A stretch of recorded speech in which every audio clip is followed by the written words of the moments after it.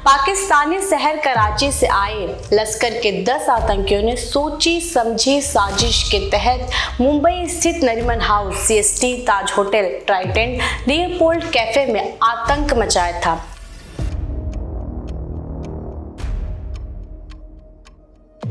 इस आतंक हमले में 166 लोग मारे गए और तकरीबन 300 लोग घायल हुए थे।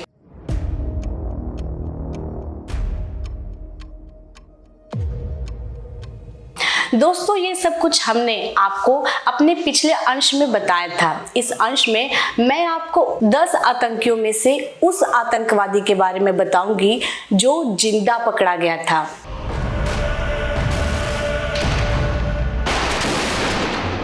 नमस्कार, मैं हूं आकांक्षा और आप देख रहे हैं खबरीलाल। इस हमले में शामिल रहे 10 आतंकियों में से 9 को मौके पर ही मार गिराया गया था, जबकि आतंकी अजमल कसाब को जिंदा पकड़ा गया था। 4 सालों तक चली कानूनी प्रक्रिया के बाद 2012 में कसाब को फांसी पर लटकाया गया। आइए जानते हैं कि आतंकी कसाब फांसी के फंदे तक कैसे पहुंचा था। सबसे पहले बात करते हैं 26 नवंबर 2008 की। इस दिन अजमल कसाब और 9 आतंकियों ने मुंबई पर हमला किया, जिसमें 166 लोगों की मौत हो गई। 27 नवंबर 2008 को हमलावरों में एकमात्र जिंदा बचा आतंकी आमिर अजमल कसाब को गिरफ्तार कर लिया गया। 30 नवंबर 2008 को कसाब ने पुलिस के सामने अपना गुनाह कबूल किया था। फिर 28 दिसंबर को कसाब की आइडेंटिफिकेशन परेड कराई गई। 13 जनवरी 2009 को ML तहलियानी को 26/11 मामले में विशेष जज नियुक्त किया गया। आगे 16 जनवरी 2009 को आर्थर रोड जेल को कसाब को ट्रायल के लिए चुना गया। फिर आया फरवरी का महीना, जिसकी 22 तारीख को उज्जवल निकम को सरकारी वकील नियुक्त किया गया और मेट्रोपॉलिटन कोर्ट में कसाब के खिलाफ चार्जशीट तैयार की गई।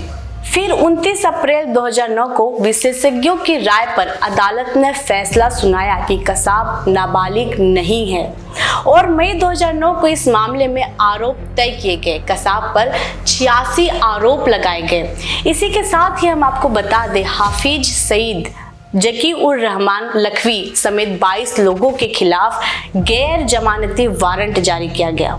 और अब 16 दिसंबर 2009 को अभियोजन पक्ष ने 26/11 के मामले में बहस पूरी की।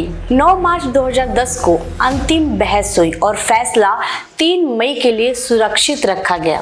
3 मई 2010 को कोर्ट ने कसाब को मुंबई हमले का दोषी ठहराया। सबाउद्दीन अहमद और फहीम अंसारी को आरोप से बरी कर दिया गया। फिर आया वो दिन जिसका हर एक भारतीय को इंतजार था। 6 मई 2010 इस दिन कसाब को विशेष अदालत ने मौत की सजा सुनाई। आगे 25 नवंबर 2010 को कसाब के वकील अमीन सोलकर ने बहस शुरू की। निचली अदालत की कार्यवाही को गलत ठहराते हुए 26/11 मामले पर दोबारा ट्रायल की मांग की गई। 13 दिसंबर 2010 को कसाब ने खुद के किशोर होने की दलील देते हुए अदालत से अपनी मानसिक हालत के लिए चिकित्सा विशेषज्ञों की एक पैनल नियुक्त करने का आग्रह किया। तो 14 दिसंबर 2010 को अदालत ने कसाब की मांग को खारिज कर दिया। अब 29 जुलाई को कसाब ने फांसी की सजा के खिलाफ सुप्रीम कोर्ट में अपील की। इस पर सुप्रीम कोर्ट ने कसाब की फांसी की सजा पर रोक लगाई। फिर 31 जनवरी 2012 को सुप्रीम कोर्ट में शुरू हुई मामले की सुनवाई। कसाब का पक्ष रखने के लिए वरिष्ठ वकील राजू रामचंद्रन को एमिकस क्यूरी नियुक्त किया गया। 25 अप्रैल को कसाब की अपील पर कोर्ट ने सुनवाई पूरी की और फैसले को सुरक्षित रखा। 28 अगस्त को मुंबई हमले के दोषी आमिर अजमल कसाब को फांसी की सजा सुनाई गई। 21 नवंबर 2012 को राष्ट्रपति ने कसाब की दया याचिका खारिज कर दी और उसे फांसी दे दी गई। आइए आपको बताते हैं कि मुंबई हमले के जिम्मेदार आतंकवादी कसाब को कहां दफनाया गया। कसाब के शव को यरवदा जेल परिसर में ही दफनाया गया। कसाब को फांसी दिए जाने की सूचना पाकिस्तान को भेजी गई थी। हालांकि पाकिस्तान ने आधिकारिक तौर पर खत लेने से इनकार कर दिया, जिसके बाद उन्हें फैक्स के जरिए सूचना भेज दी गई। मुंबई पर हुए आतंकी हमले में पकड़े गए जिंदा आरोपी अजमल कसाब को फांसी के फंदे तक पहुंचाने में 4 साल लग गए थे। दावा किया गया था कि कसाब की सुरक्षा, खान पान, इलाज और अन्य सुविधाओं पर केंद्र और महाराष्ट्र सरकार ने करीब 29.5 करोड़ रुपए खर्च किए। तो दोस्तों, इस अंश में हमने आपको बताया आतंकवादी कसाब की कहानी। अगले अंश में हम आपको बताएंगे अपने भारत देश के जांबाज, हिम्मत वालों विजय सालस्कर, हेमंत करकरे और हेड कांस्टेबल तुकाराम इत्यादि शहीदों के बारे में।